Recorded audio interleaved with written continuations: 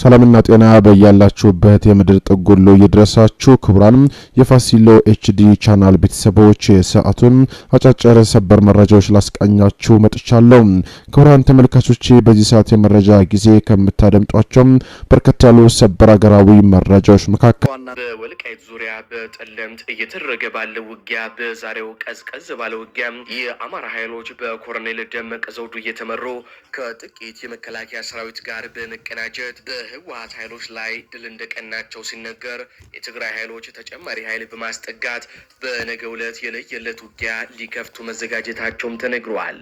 ጄኔራል ታደሰ ወረደ የተቀበረ ቦምብ አለ ሲሉም ስለ ሁኔታው የተናገሩ ሲሆን በጦርነቱ ጉዳይ አዲስ መግለጫም ሰጥተዋል።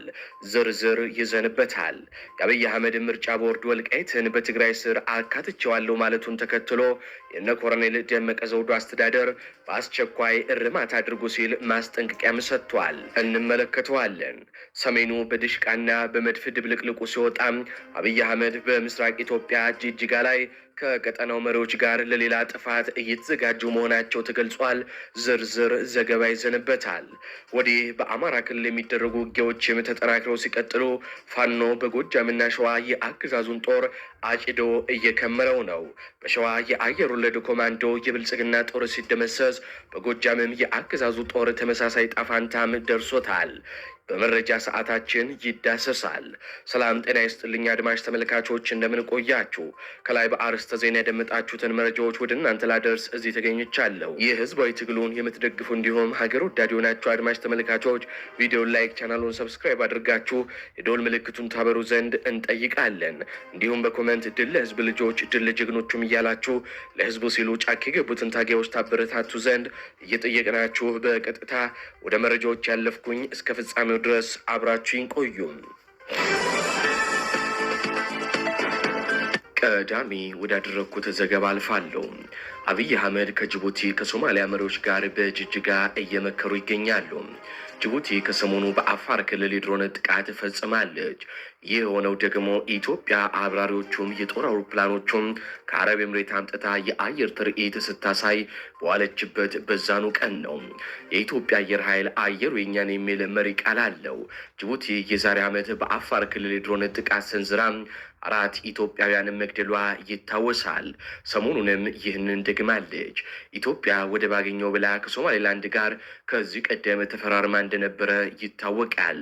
አብይ አህመድ ከሶማሌላንድ መሪ ጋር ሲፈራረሙ ሌላ ምን ይባላል? ፈጣሪ ይመስገን ነው እንጂ ኢትዮጵያ ወደብ አገኘች ሲሉም በቁም የሚሄድ ውሸት ዋሽተው ነበር።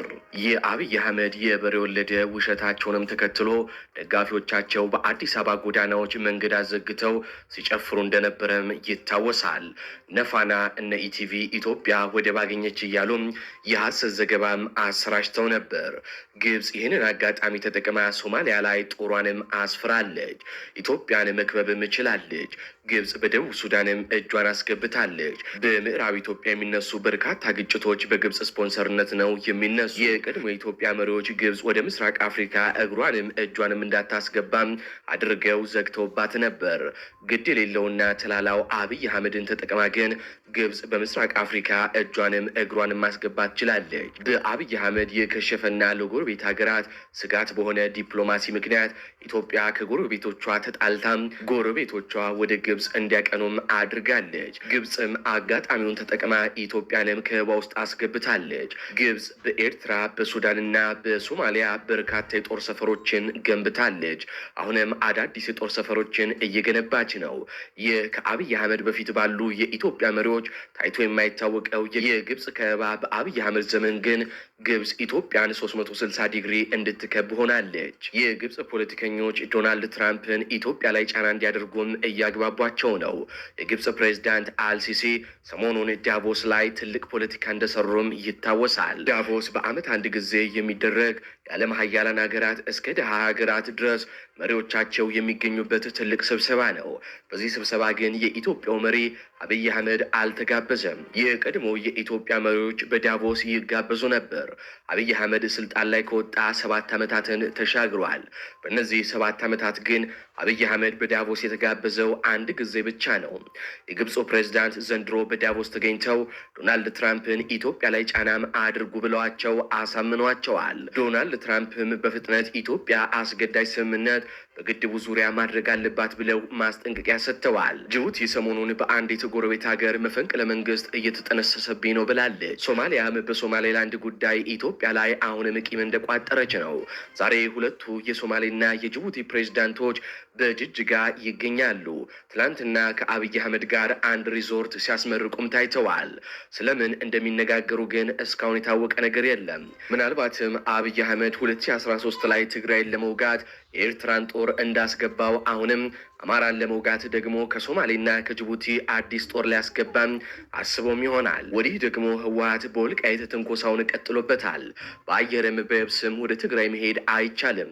የአብን አመራር የሆነው ጋሻው መርሻም የእኛ ጉዶች ከህወሓት ጋር ሆነው አብረው ወደ አዲስ አበባ እገሰግሳለሁ ካሉ አብረው ይደቆሳሉ ሲል እንደለመደው የባንዳነትና የጡት ነካሽነት አለፍ ብሎም ለአብይ አህመድ የማሸርገድ ስራውን ቀጥሎበታል። የእኛ ጉዶች ያላቸው ፋኖን መሆኑን ነው።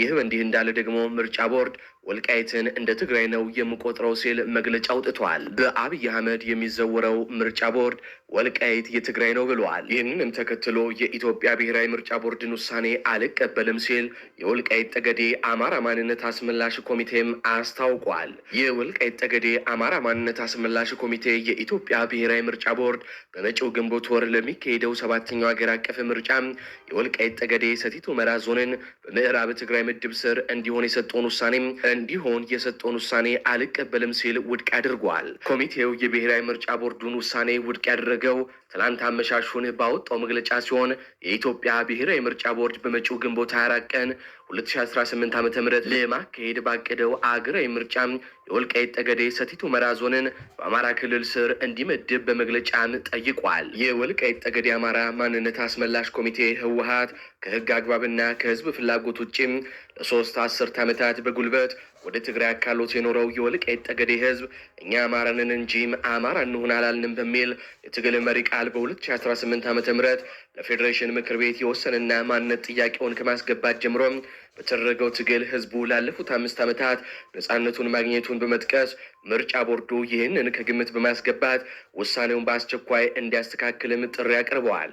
የወልቃይት ጠገዴ አማራ ማንነት አስመላሽ ኮሚቴም በመግለጫውም አያይዞም በቀድሞ የፌዴሬሽን ምክር ቤት አፈ ጉባኤ በአቶ አደም ፋራህ የተመራ ልዑክ የወልቃይት ጠገዴን ህዝብና አካባቢ በአካል ተገኝቶ ካደረገው የዳሰሳ ጥናት ሪፖርት ጀምሮ አሁን እስካለው አስተዳደር ድረስ ያለውን ነባራዊ ሁኔታ ከግምት ውስጥ ያላስገባም ውሳኔ ምርጫ ቦርዱ ማሳለፉንም ገልጿል። ኮሚቴው የወልቃይት ጠገዴ ሰቲት ሁመራ ዞን በመጪው አገር አቀፍ ምርጫ በአማራ ክልል ስር እንዲመደብ በማሳሰብ ብሔራዊ ምርጫ ቦርድ ያስተላለፈውን ውሳኔም መልሶ በማጤን የማስተካከያ እርምጃ እንዲወስድ በመግለጫውም ጠይቋል። በትግራይና በአማራ ክልል አዋሳኝ አካባቢዎች የተነሳው ጦርነት ከመጀመሩ በፊትም አዲስ አበባ እየተመላለሱ ከፌዴራል መንግስቱ ጋር እንሰራለን ሲሉ የከረሙት ኮሎኔል ደመቀ ዘውዱ አሁን ላይ በግልጽ በፌዴራል መንግስቱም እንደተከዱ በርካታ መረጃዎች እያሳዩ ነው።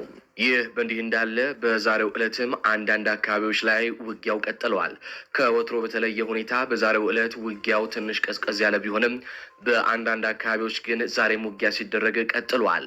ጠለምትን ተሻግሮ ትንኮሳ የፈጸመው የህወሓት አንጃም በዛሬው ዕለት በአማራ ኃይሎች እየተመታ ወደ ኋላ ማፈግፈጉ ሲነገር ይህንን መልሶ ማጥቃት ለማድረግ ደግሞ ተጨማሪ ኃይል ከትግራይ እየተጫነ ወደ አማራ ክልል ጠለምትና የትግራይና የአማራ ክልል አዋሳኞች እየተጠጋ መሆኑም ተገልጿል። በትላንትናው ዕለት ከሌሊቱ 10 ሰዓት ጀምሮ የነበረው ስምሪት ከማይበርና አካባቢው ከሚገኘው የታጠቀ ኃይል ውጪ በሌሎች ቀጠና የሚገኙ የህወሓት ታጣቂዎች ተከዜን ተሻግረው ወደ ኋላ እንዲመለሱ መደረጋቸውንም ከስፍራ የደረሱን መረጃዎች ያሳያሉ። ይህንንም ተከትሎ በዛሬው ዕለት በነበሩ ውጊያዎች የአማራ ኃይሎችና ጥቂት